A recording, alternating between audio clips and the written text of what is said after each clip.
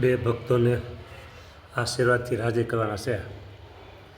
હા, એક ભક્ત છે અર્જુનભાઈ હરેશભાઈ, રાજકોટના છે, આપણી સાથે નવા જોડાયેલા છે અને બારસના પણ એમને થાળ જમાડ્યા હતા. આજે થાળ જમાડે છે. અને બીજા ભક્ત આપણા ભક્ત છે, આ ઘરના છે.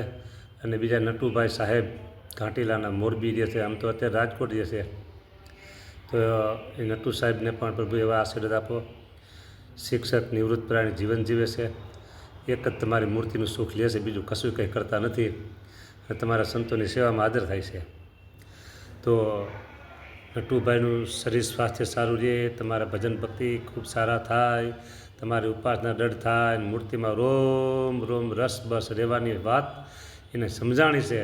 અને વાસ્તવિક એટલે કે વાચ્યાર્થમાંથી લક્ષ્યાર્થમાં એ પહોંચે મહારાજ.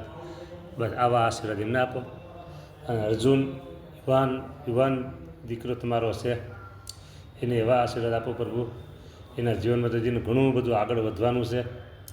તો અર્જુનને એવા આશીર્વાદ દો કે એના જીવનમાં ખૂબ સારી પ્રગતિ થાય, જે એના શુભ સંકલ્પ છે પ્રભુ. અત્યારે તો શું છે, નોકરી જોતી હોય, આ બધું ઘણું બધું કામકાજ એને જોતું હોય પ્રભુ. તમારી પાસેથી, તમારી પાસે ન માગે કે નહીં, પાસે માગે મારાથી.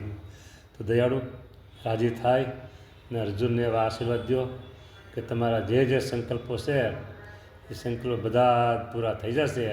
પણ તમે મારો આશીર્વાદ રાખજો, મારો વિશ્વાસ રાખજો, તમારું કામ પૂરું થઈ જશે. આવા આશીર્વાદ તમે દો અર્જુનને, એના માતા પિતાને, કુટુંબ પરિવાર બધાને. દયાળુ રાજી રહેજો. અને નટુભાઈને આખા પરિવારને આશીર્વાદ દેજો. જય સ્વામિનારાયણ.